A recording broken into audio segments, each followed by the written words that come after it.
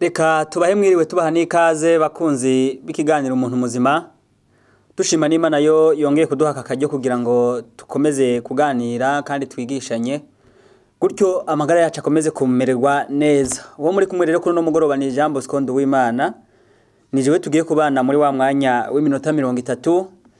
Kuri no mugoroba rero ico tugiye kurabira hamwe canke ico tugiye kuganirira hamwe tugiye kurabira hamwe impamvu zitera amagufa kugira ubukomezi buke. Ubukomezi buke bw'amagufa bukomoka kuki? Ico mu gifaransa bita ngo ni osteoporose. Rero kubakunda ijambo ry'Imana Bibiliya, kubasoma igitabo ca Zaburi 104 umurongo wa 14, Dawidi yavuze ngo Imana imereza ubwatsi ibikoko ariko ikameza n'imboga zo kugaburira abantu.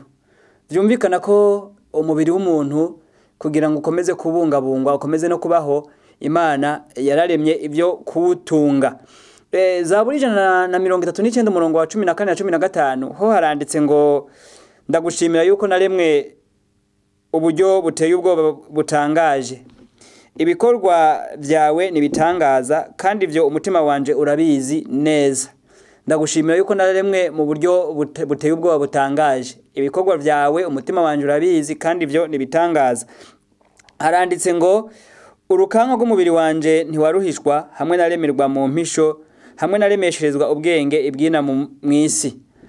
Dawidi aravuze ko igihe Imana arema umuntu yamuremeye ibwina mu isi, no kuvuga ko umuntu akomoka mu mukungugu, ariko kandi ivyo Dawidi yaramenye neza ko Imana itabinyegejwe isanzwe ibizi. Ico bise urukanka canke skelete mu gifaransa n'urubumbe canke no mubumbe w'amagufa y'umuntu asanzwe ari mu mubiri wacu, nico bita skelete mu gifaransa.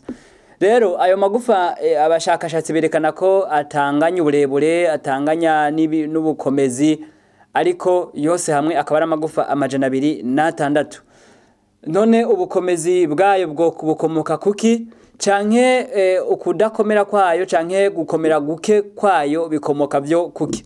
Kugira ngo amagufa akomere biba byakomotse kuki? Kugira hoho ngo ntakomere agira ubukomezi buke, ari naho havuki ubugwayi bwa osteoporose, biba byakomotse kuki? Ubu bugwayi rero canke ukudakomera kw'amagufa mu buryo buhagije ahanini bifise ibintu bitandukanye bikomoka ko, ariko abashakashatsi mu vy'amagara y'abantu n'abahinga mu vy'amagara y'abantu bavuga ko ico bita osteoporose n'ubugwayi bw'urukanka rw'umuntu canke bw'amagufa y'umuntu, bituma ayo magufa gabanuka ubukomezi canke abagabanuka inkomezi.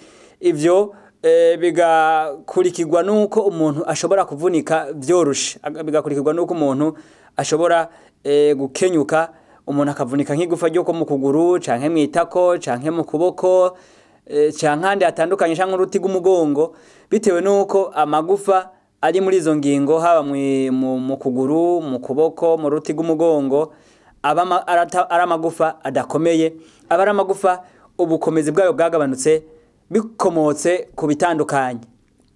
Rero aya magufa agize umubiri w'umuntu agera ku 206 ntanganya uburebure, ntanganya no gukomera, kuko rimwe ryose rikomeye bivaye n'ico Imana yariremeye mu mubiri. Ariko Dawidi we yatubwiye ko urukanka rwacu Imana ntiyoruhishwa, iraruzi. Vyumvikana ko ibirubangamira irabizi, niyo mpamvu ibitabo bitandukanye byagiye byandikwa n'abashakashatsi batandukanye usanga harimo ubwenge bukomoka mu ijuru, kuko benshi usanga baranditse umuntu ariko bafatiye ku kugena Imana yamuremye, bafatiye kuri Bibiliya uko inamuvuga. Ni nayo mpamvu iyo umuntu asoma kugira ngo yigisha abantu agomba kumenya ko urufatiro rw'ivyo agiye kubwira abantu mbega ruri muri Bibiliya. Bibiliya ntaco yoba yarabivuze ko, Bibiliya ntaco yoba ibwira abantu, nta kabanga yo bibira kugira ngo amagara y'abantu akomeze kugubwa neza. Rero Zaburi Dawidi amaze kubivuga ko urukanka rwacu ntabwo Imana iruhishijwe, kandi twaremwe mu buryo butangaje buteye ubwoba. Ivyo umuntu akwiye kubimenya. Kumenya rero ko amagufa y'umuntu yunze urunani ico bita skelete, iyo skelete igakomera ikomejwe n'ivyo umuntu ariye. muri za mboga Imana yaturemeye, muri vya vyamwa tubona yahaye Adamu na Eva bwa mbere na za ntete, ivyo kumenya ko ari byo bikomokamwe ibyo gukomeza ayo magufa, gutyo umuntu nagera mu myaka y'ubukuru, mu myaka y'ubusaza, amagufa yiwe bakomeza kuba mazima.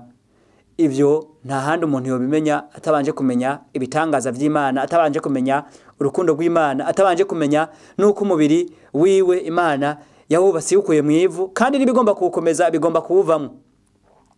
Hari ikintu kimwe abantu bataja bitaho, ugasanga bigiriye nabi kubwo kutamenya.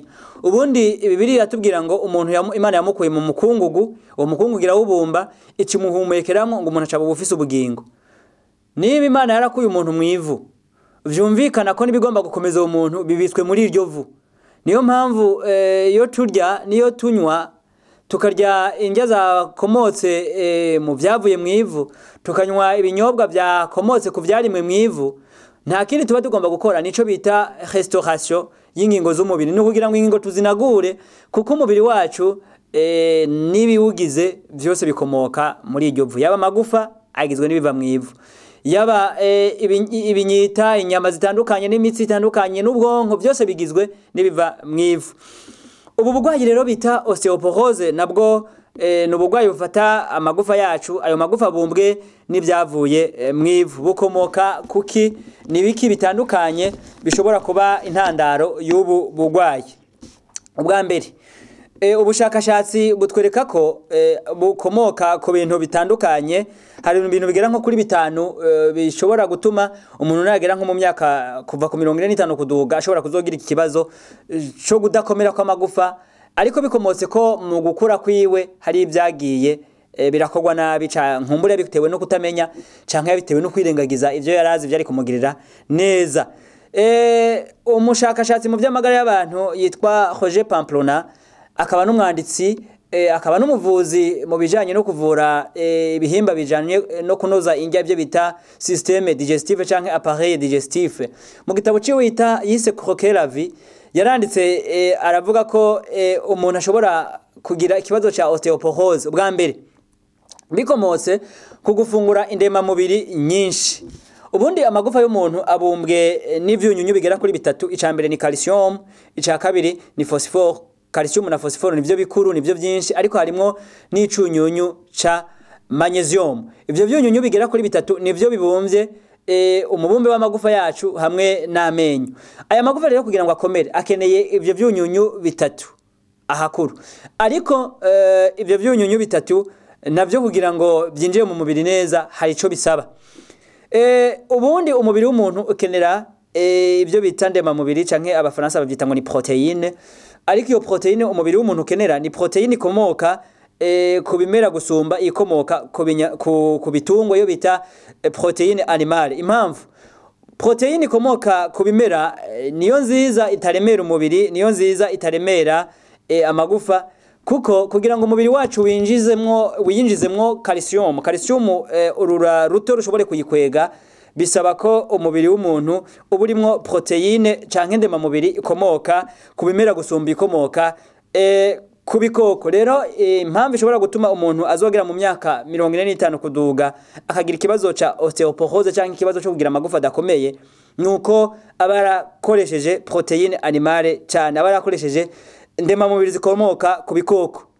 Izo nazo zikomoka ahanini ku bakoresha inyama, abakoresha mata, abakoresha fromage cyane, abakoresha creme canke amavuta y'inka. Ibyo nivyo bikunda gukomokamwo proteine canke ndema mubiri yo mu bikoko canke mu bitungwa, ariko ikabangamira amagara y'umuntu, cyane cyane nk'abakoresha inyama zikomoka ku ngurube, zibangamira cyane calcium yo mu mubiri, bigatuma amara mato atinjiza calcium mu mubiri, gutyo calcium ari kwihoma ku magufa kugira ngo amagufa y'umuntu akomere ntibe ikibonetse. Murumva rero ko icambere intandaro ya mbere y'ubu bugwayi bw'amagufa no kujya ndema mubiri nyinshi zikomotse ku bikoko, zibera intambamyi calcium kwinjira mu magufa yacu. Ikindi nuko hambavu yo kubera intambamyi calcium kwinjira mu magufa yacu, izi ndema mubiri zikomoka ku bikoko zirekura ibintu bibiri mu mubiri w'umuntu, zirekura ivyo bita acide amine. Acide amine nivyo umubiri ukenera ugakoresha, ariko ikarekura zindema mubiri zirekura n'ibindi bintu taco bimarira umubiri, ibyo twokwita nk'ibisigazwa biza kubangamira umubiri ibyo bita acide urique n'ibyo bita urée. Ku mata ho hariyongera ko nico bita acide lactique. Ibyo byose nibisigazwa bikomoka kuri ndema mubiri z'ibikoko bibaca bibangamira umubiri, bigatuma noneho ya calcium itinjira mu magufa yacu. Ico ni cambere. Ikigira kabiri ni kinure cyo mu bwoko bwa cholesterol HDL, yo bita HDL na cholesterol ya LDL, ni zibiri ziba mu mubiri.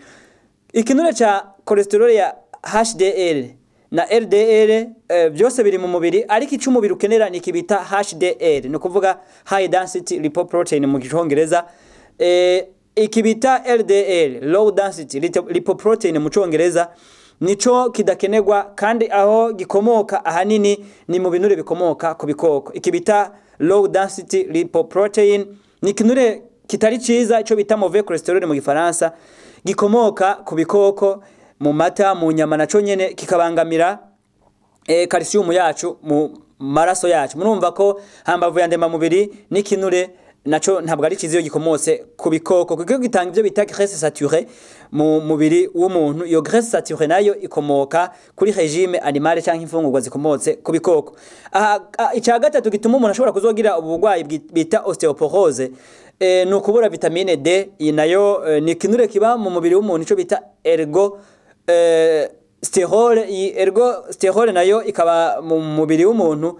Nahandi ikomoka ni mu byo twariye birimo bitanga ibinure n'ibitanga ndema mubiri, ariko ikaba shofe canke igashushwa no ku muntu yiteza akazuba ko mu gitondo no ku mugoroba, gutyo ikabona kwivanga n'amaraso yacu. Kugira rero ngo calcium ije mu magufa ishikeyo, bisaba ko vitamine D iba iri mu mara yacu ihagije. Ni byiza rero gufata akazuba mu gitondo no ku mugoroba, ni imwe mu nzira yo kwirinda kuzogira osteoporose cyangwa ubugwayi bwo kudakomera kw'amagufa igihe umuntu amaze kugera mu myaka ikuze. Icya kane ni igihe ku bagore bamaze gukura, bamaze kuja mu guca imvyaro, mu byo bita menopause, bitewe nuko inkabuzo bita oestrogene zigabanuka muri bo, bituma amagufa yabo nayo ashobora kugabanura ubushobozi bwayo cyangwa ubukomezi bwayo. Ariko ibyo biba ku bagore bamaze gukwiza imyaka 50, mu gihe bakoresheje ndema mubiri zikomoka ku bikoko n'ibinure bikomoka ku bikoko mu myaka yabo iri hagati y'imyaka 15 na 45.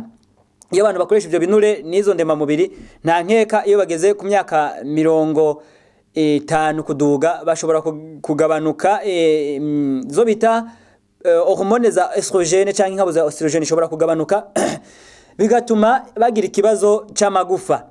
Icya gatanu no gukoresha imiti imwe ishobora kugabanura ubushobozi bw'amagufa, nk'izo bita nka corticoide nizo bita hormone thyroïdienne n'imiti bita heparine isanzwe ifasha mu bijanye n'ubugwayi bw'igitigu, nizi biti nkabuzo za thyroïde n'ibindi bitandukanye nk'imiti iyo bita corticoide. Ibyo birashobora gutuma umuntu agira ubushobozi buke mu magufa yiwe, amagufa yiwe akagabanura inkomezi, gutyo mu myaka ikuze umuntu akazogira ikibazo c'ubwo bugwayi. Kugira rero ngo umuntu amenye ko afise ico kibazo ca osteoporose, yo bimenyeshwa niki? Ubundi ni ubugwayi budakunda kugaragara, butagira n'ibimenyetso bifatika, kuko biza kugaragara umuntu amaze gukura, cyane cyane iyo umuntu amaze gukura akagera ku myaka igera ku 50, rimwe na rimwe ico bita taye kiragabanuka, canke ikireho c'umuntu kiragabanuka amasantimetero makeya akava agapunguka, biba bigaragaza ko amagufa y'umuntu yagabanutse ubukomezi. Icya kabiri ni igihe umuntu ashobora kugira imvune, hakagira imvune ikaba atari accidagize, ibyo bita shock violent, atagize ico bita shock violent, ariko umuntu agasanga igufa ryaravunitse canke rikavunika rigaturika hataba ico bita shock violent. Icya gatatu gishobora gutuma umuntu amenya ko afise iki kibazo, symptome ya gatatu, ni ibyo bita syphose canke scoliose mu Gifaransa, ariko mu Kirundi twovyita nko guheta makuru tigumugongo. Amagufa agize uruti rw'umugongo, ugasanga umuntu yagize courbure, umuntu yarahetamye swata gahita maraba imbere, bitewe nuko amagufa yagiye agabanura ubushobozi canke ubukomezi bwayo. Ikindi no kugira ivyo bita douleur vertébrale. Ibi bita douleur vertébrale no bubabare buba mu tugufa tugize uruti rw'umugongo. Ubundi uruti rw'umugongo rugizwe n'utugufa twinshi.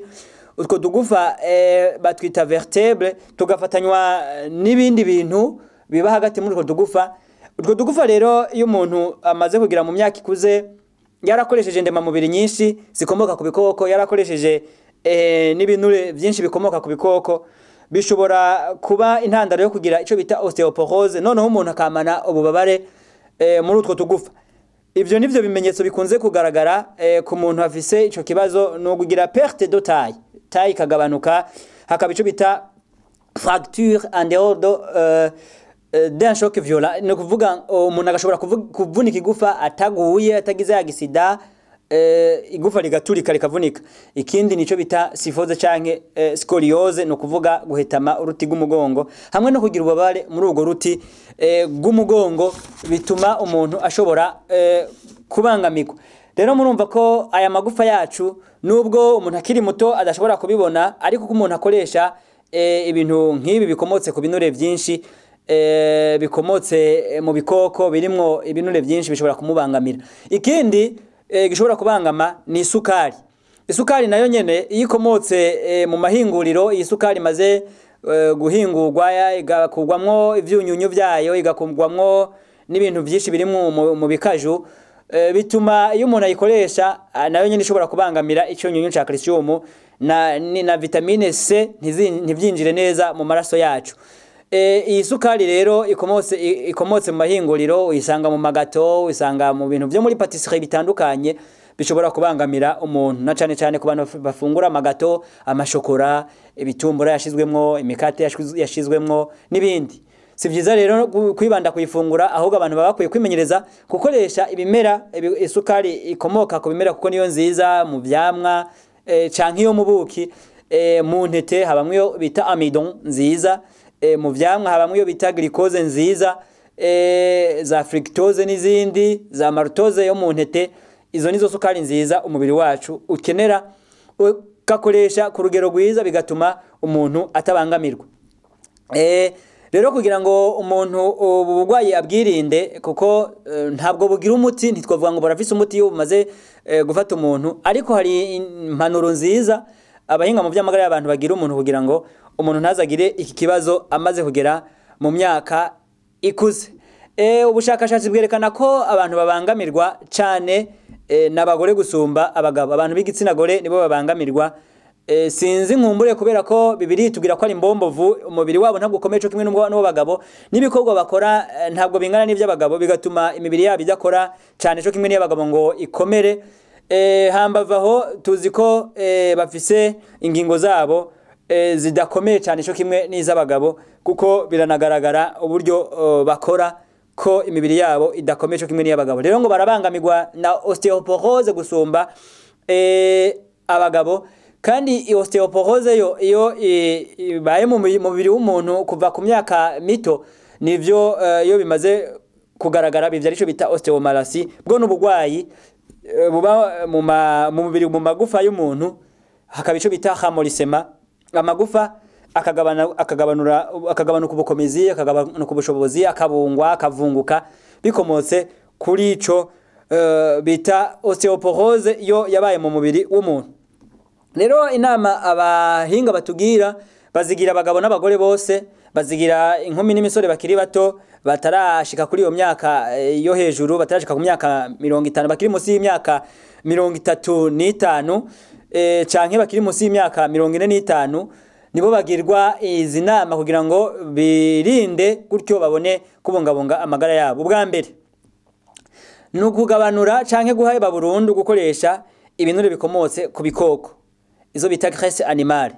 Kigira kabiri no kwirinda gukoresha ndema mubiri nazo nyene zikomotse ku bikoko, ko twumvise ko zituma calcium itinjira mu magufa. Iyo habaye excès de protéines animale, bituma calcium itinjira mu magufa neza.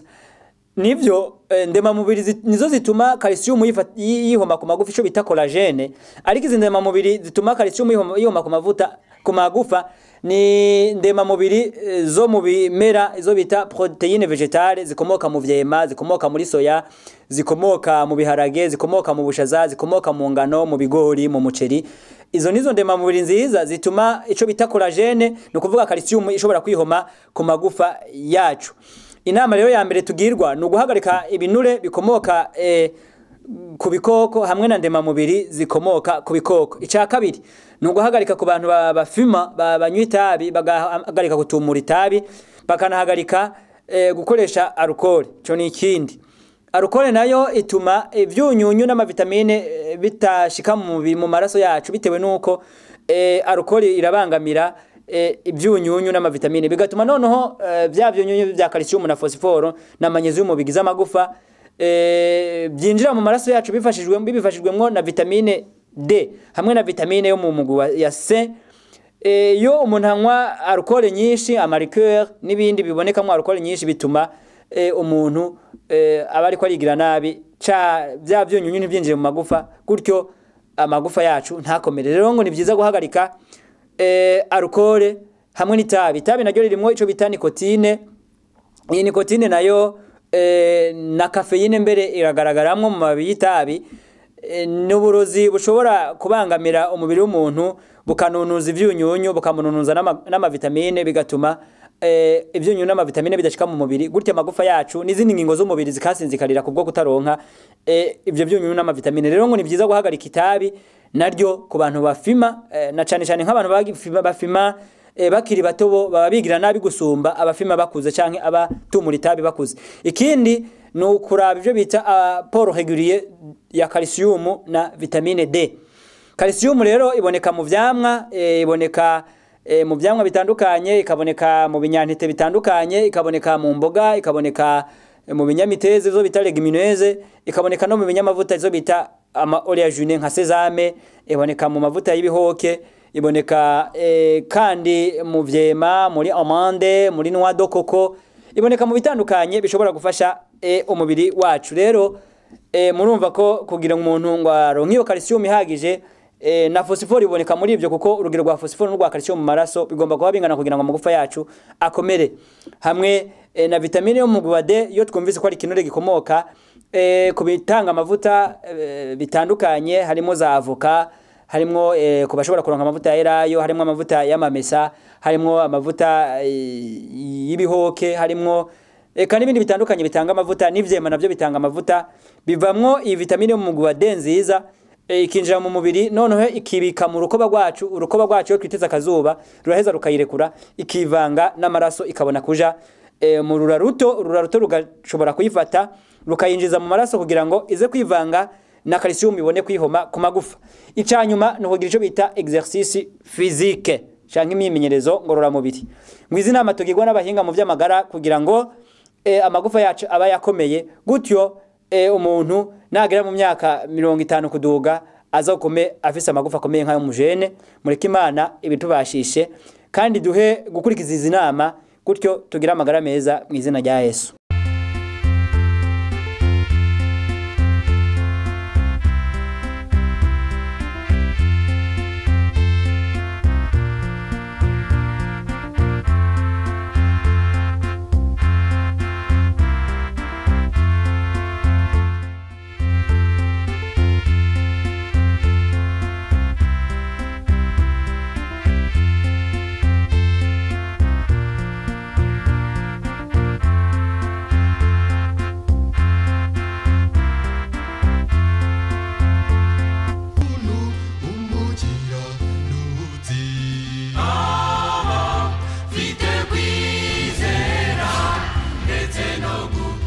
Shama